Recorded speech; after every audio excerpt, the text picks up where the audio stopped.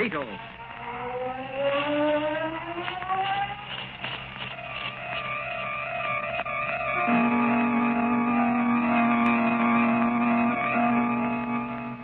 Sweeping down upon the underworld to smash gangland comes the friend of the unfortunate, enemy of criminals. A mysterious, all-powerful character, a problem to the police, but a crusader for law. In reality, Dan Garrett, a rookie patrolman, loved by everyone but suspected by none of being the Blue Beetle.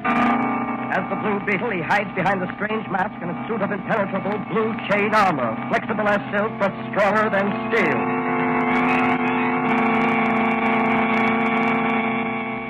Today's episode of the Blue Beetle is entitled The Invisible Ghost. Patrolman Dan Garrett, who in secret operates as the Blue Beetle, today matches brains and brawn with a cowardly, ruthless gang of crooked slot machine racketeers. Can he spike their plans to flood the city with crooked gambling devices? Will he be able to uncover the mysterious leader who directs their activities?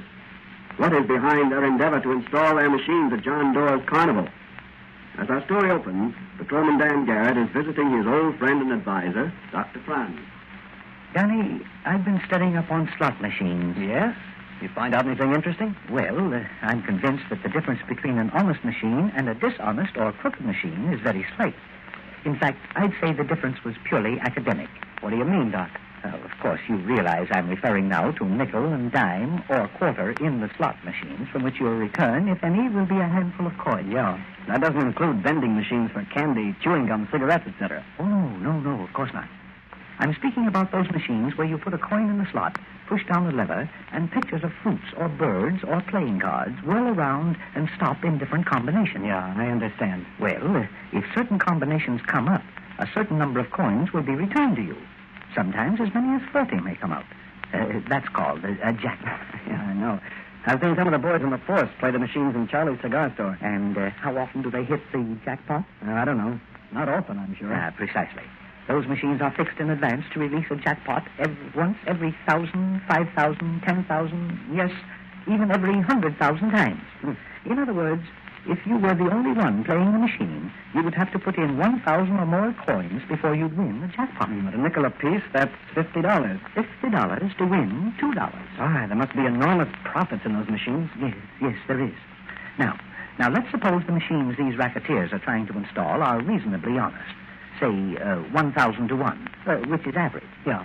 In a place like John Doerr's Carnival, each machine should average 2,000 players a day. Let's say 10 machines were installed throughout the area. Oh, that's conservative. Yes, I know, but let's be conservative.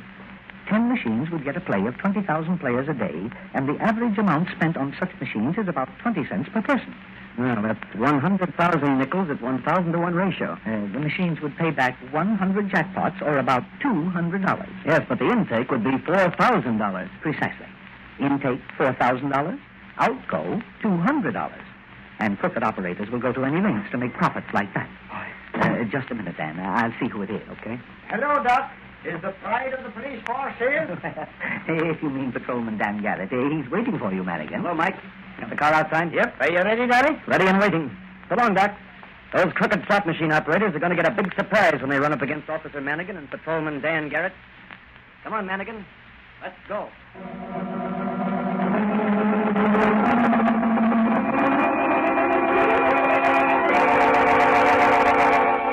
Off on special assignment sped Dan Garrett and Officer Manigan in the police car. What is their destination? What will they find when they get there? Will it be a simple routine cleanup job, or will the Blue Beetle have to swing into action? Within 10 minutes, the police car bearing Dan Garrett and Mike Manigan is pulling up inside the gates of John Doerr's carnival.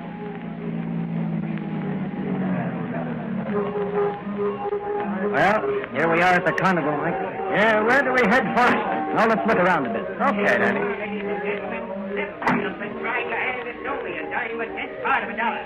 Knock down a Cupid down with a baseball. Try your arm, big boy. Maybe you should be with the Giants. Come on here, step right up. I used to play baseball with the Brooklyn Sandlotters. Why don't you try your hand at that baseball game? I think I will. Maybe I can win a Cupid doll for my youngster. Step right up here. Come on, step right up. That's right there, you are. Great baseball for a dime. Give me 3 of them balls. I'll show you what real pitching is. Sure thing, Lieutenant. Here you are. 1, 2, 3. That'll be a dime.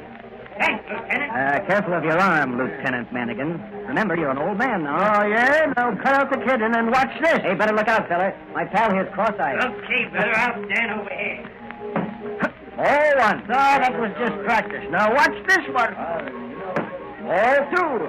Nice going, Manigan. Well, the sun was in the eyes. But watch this one. Hey, how you doing, Chippy Dog? Boy, are you good, Manigan. You hit the proprietor right in the old conch. You sure know your Chippy Dog. What was that, Manigan? Hey, look, over there. There's a crowd around that tent. Come on, looks like trouble. What's happened? The tent fell down inside doorstep. Hey, anybody hurt? Come on. Hey, come on. Get back, everybody. Get back. Hold the conch back like I have a look inside, will you? Okay, Danny. All right, get back, all of you. Make room here. Come on, make room here. Get back, all of you. What happened, Dora? Are you all right? Why, I guess so. A tent pole fell on me as I was sitting at my desk here. Oh, wait a minute. I'll have Manigan call a doctor. You may be seriously injured. No, don't call a doctor. I'll be all right in a minute. Here, I'll get you some water from the cooler. Oh, thanks. What caused the pole to fall? Oh, I don't know. Maybe one of the ropes holding it up rotted through and broke. Or was cut. Here, drink this. Thanks. Oh, that's good. I feel better now. Have those crooked slot machine racketeers been working on you? Slot machine racketeers? No, I'm sure they had nothing to do with this. Have any of them been out to talk with you recently? Well, yes. When? Last night. Any trouble? Well, we had a few words. They wanted me to put some of their machines in. And you refused? Yes. Did they threaten you? Oh, in a general sort of way. But you know how thugs and underworld scum are. They talk big, but most of them it's bluff. Yes, I know, but sometimes... Hello, Danny. Oh, hello, Mr. Dawes. Oh, hello, Manigan. What happened? I'll tell you, going back in the police car. Okay, Danny. Mr. Dorr, you better have a couple of your men you can trust. Act as a bodyguard till I can get some men from the police department assigned to you. In the meantime, we're going to track down this gang of crooks and put them where they can do no more harm. Come on, Manigan. Back to headquarters.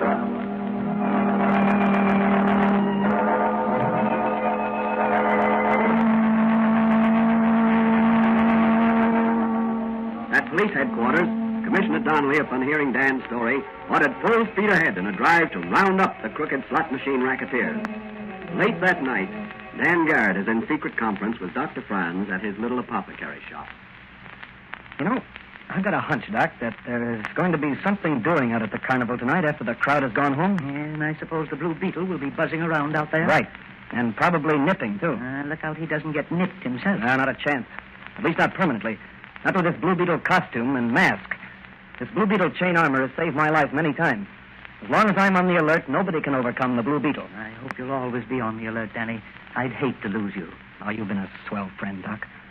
I owe my life to you and this chain armor you made me. I'm working on something else that will be a great help to you, I believe, in your crusade against crime. What's that, Doc? A fluid that painted on your body or your suit of armor will make you practically invisible. Hey, have you got any of it here? Yes, but it isn't perfected yet. What's it like? Well, you know that every object we can see has some color to it. Yeah. And as long as that color is in the color spectrum, the human eye can see the object. Yes. But if the object is some shade outside the color spectrum, it is invisible to the human eye. I see. And this liquid you're working on...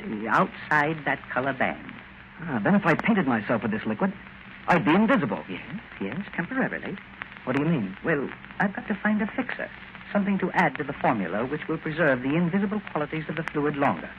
At present, it oxidizes too quickly and becomes visible to the human eye within a few minutes. Here's some of it here in this jar. Say, that's very interesting.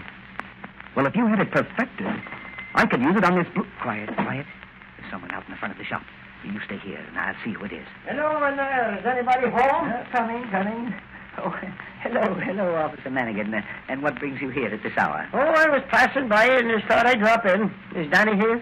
No, Danny's not here. Well, then I think I'll wait a bit if you don't mind, Doc. Maybe he'll turn up. Well, I hardly think you'll find Don Garrett here tonight, Manigan. By the way, have you seen the Blue Beetle around? The Blue Beetle? You mean the fantastic character who's always outwitting the police? He won't outwit them forever. Someday I'm going to catch up with that baby, and when I do... Now, if you'll excuse me, I have... by the way, Doc, Some neighbors of yours was telling me they've seen the Blue Beetle in this neighborhood late at night. What? Would you be knowing anything about that? Well, I rarely go out at night. I spend most of my time in my laboratory. Is that it back there, that room? Yes. I never saw one of them things. You mind if I take a look at it? Well, I'd rather you... you see, I'm making some experiments. I won't touch anything, Doc. I just want to look. Wonderful. What is it? What is it? What do you see? So, that's a laboratory. What a place. Yes, that's the laboratory. Must be great to have brains like you, Doc. Well, so long. I've got to be going. Tell Danny I was in. Yes, I will, Manigan. Good night, and keep your eyes open for the Blue Beetle. Danny, where are you? Right beside you. What? Yes, when I heard Manigan outside, I quickly coated myself with your new formula. When he looked into the laboratory, I was standing right in front of him. Well, that certainly was a great test. But the effects are beginning to wear off. I can see a slight tinge of the Blue Beetle armor shining through. Hey, Doc, I've got to be on my way. I'd like to take some of this liquid along with me and use it tonight. All right, Danny, all right. But be careful. Remember, the effects fade away quickly. Thanks, Doc. Say, those racketeers will get the surprise of their lives when they hear the Blue Beetle but can't see him. You'd better hurry, Danny. It's about closing time for the carnival. Yeah. The Blue Beetle will have to really ride the night wind tonight.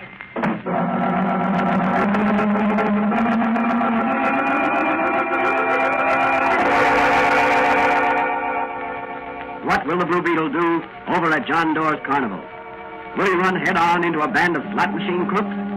Can he again make himself invisible with Dr. Fran's magic formula? On through the night speeds the Blue Beetle in his fast motor car.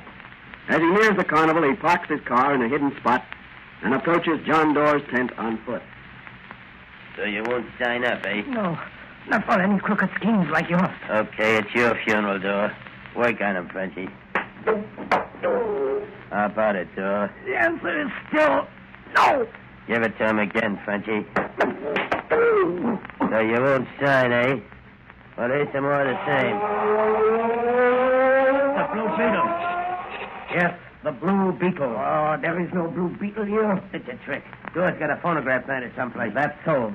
Well, here's something planted, and it wasn't a phonograph. No. Hey, Frenchy, what is this? Me, I do not know. I see nothing. Well, maybe you can see stars. Come on, let's get out of here before I go up me nuts. I can't fight ghosts. Wait a minute. Let me help you on your way with my foot. Now get going, both of you. And if the Blue Beetle ever sees you again, I'll blast you wide open. Come on, Frenchy. We got to tell the boss about this. Are you all right, Dora? I don't know. I can't see. Am I blind? No, Dora, you're not blind. Now do as I tell you. Phone police headquarters and report what just happened. All right. I will. And don't worry. The Blue Beetle's on the job. I'm going to trail those men. Maybe they'll lead me to their hangout. Now get going. The Blue Beetle's got a lot of nipping to do.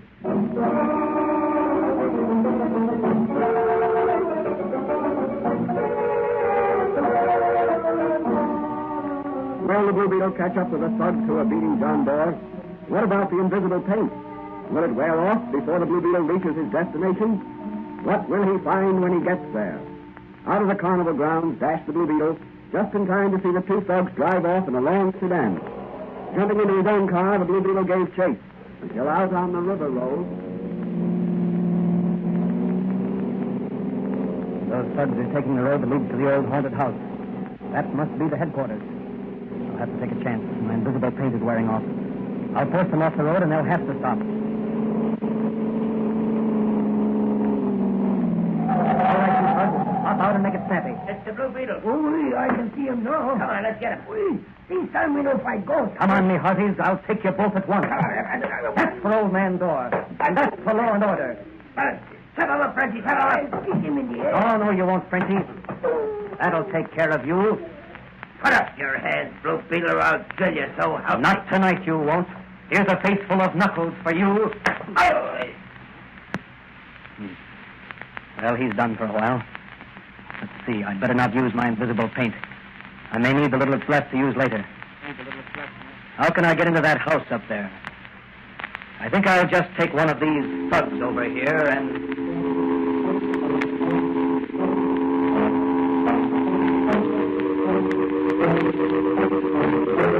What are the Blue Beetle's plans? Is the haunted house the headquarters of the crooked slot machine racketeers? Let's look in on this weird and mysterious-looking place. Look through the peephole and see who that is, Snag. Okay. It's Croker and Frenchie. All right, raise the iron panel and admit them. Okay. Hello, Chief. Me and Frenchie's back. Yeah, so I see. What have you to report? Well, Frenchie and me, we went to see old man Doyle like you told us, and we gave him the works. But he wouldn't sign up for the machines. Did you tell him the Duke sent you? Sure, boss. Why didn't you use further persuasion? We was just going to when suddenly there was a funny humming sound and a crackle. Go on. Well, from out of the air, a voice what said he was the Blue Beetle told us to lay off the old man. Was it dark? No, it was light enough, but we couldn't see nobody but the old man. Go on. Then what happened? The Blue Beetle started slapping us around. Ah, ridiculous. You must have been drunk. On me word, Chief. We were sober as a judge. Am I right, Frenchie? Oui, it is as you say. Huh? What's the matter, Frenchie? Why don't you raise your head? Oh, my neck, she is hurt. The Blue Beetle, he hit me hard. Yeah, like I said, Chief. When we couldn't see no one to fight, we beat it out of there. But the Blue Beetle followed us in his car, and just down the road here, he forced us over the side, and we had to stop.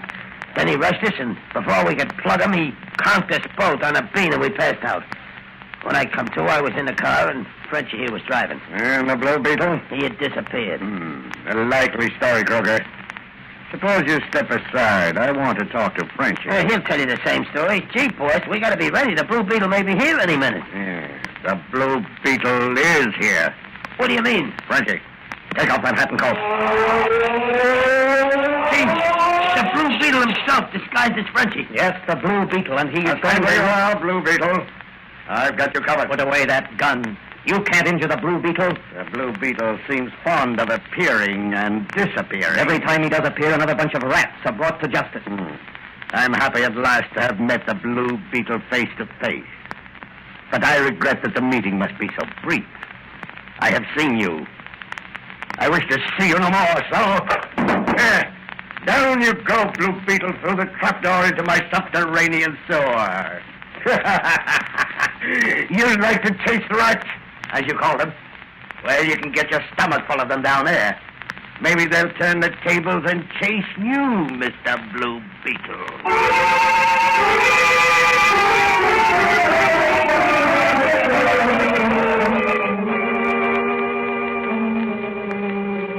Hi. Yeah? You and Croker close the trapdoor. Sure, boss. Yeah, sure. Anything you say, boys. Now, listen to me. You'd better get this straight with no bungling if you don't want to join the Blue Beetle. Not me, boys. It was Frenchie's fault the other time. He didn't slug the old man hard enough before the Blue Beetle showed up. I don't want any excuses. I want results this time. Yes, boys. You go and see John Doe again. Tell him there's $1,000 a week in it for him if he signs up with us. If he refuses again, tell him the Blue Beetle's dead. Offer to prove it to him by bringing him here. Go easy on him this time.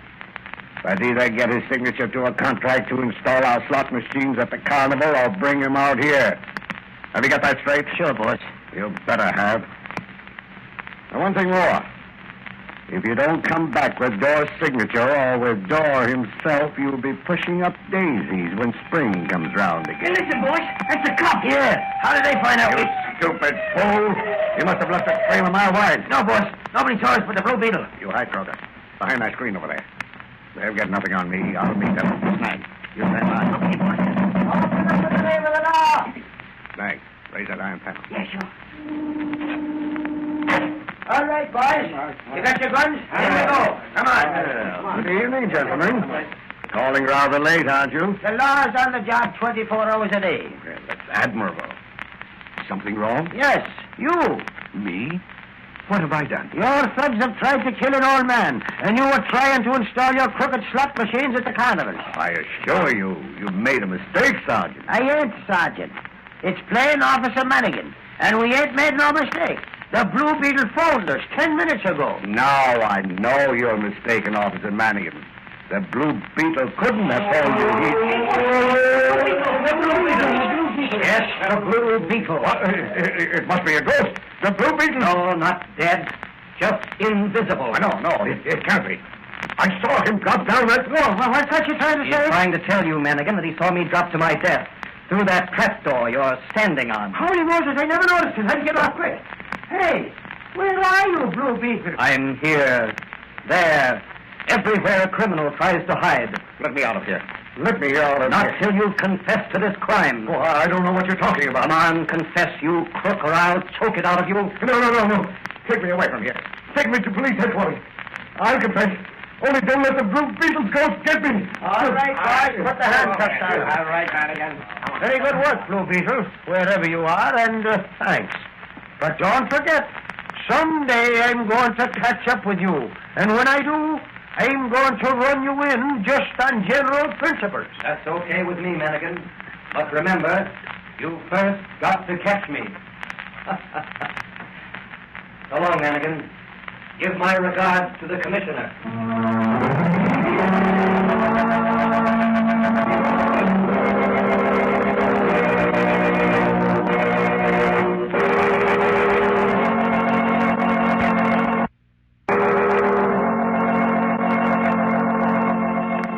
And so the Blue Beetle broke up another racket that was preying on unsuspecting amusement seekers. What happened when he fell through the trap door? How did he escape from his living tomb? Let's look in on Dr. Fran's little apothecary shop, where Patrolman Dan Garrett is relaxing after a strenuous night. Oh, Danny boy, you sure have luck, don't I? You know, when I felt myself falling, I twisted myself so I landed on my feet. The twist must have thrown me to one side so that instead of landing on the concrete floor, I landed in a fairly deep stream of water that flows under the cellars of that haunted house. Remarkable. Wasn't it? What did you do then? Well, I let myself be carried along by the stream, keeping my head above water whenever I could. And how far did it carry you? Oh, about 500 feet underground.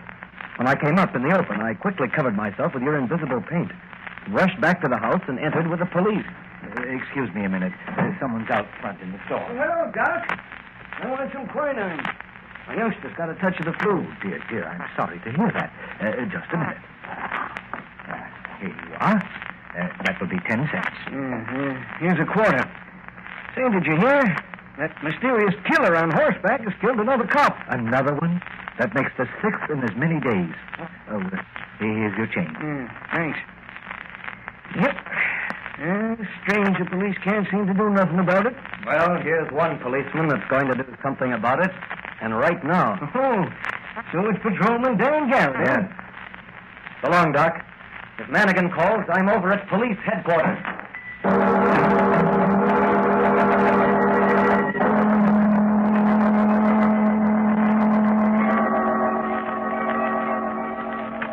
What is this new scourge that has struck the city? 6 policemen shot in 1 week by a mysterious horseman.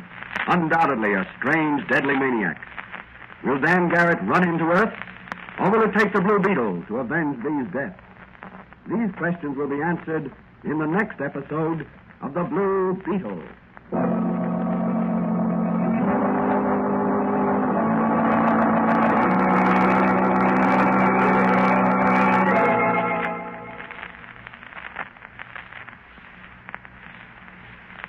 And now, here's the Blue Beetle to say a few words.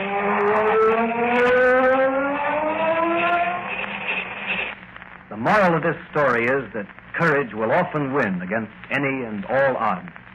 If you are right, stick to your gun through thick and thin, and you'll come through somehow. All of the real leaders of our day in every human endeavor have courage. Call it nerve, bravery, whatever you will. But acquire it if you haven't already got it. And hold on to it, for it's very, very precious. This country we live in was built on courage.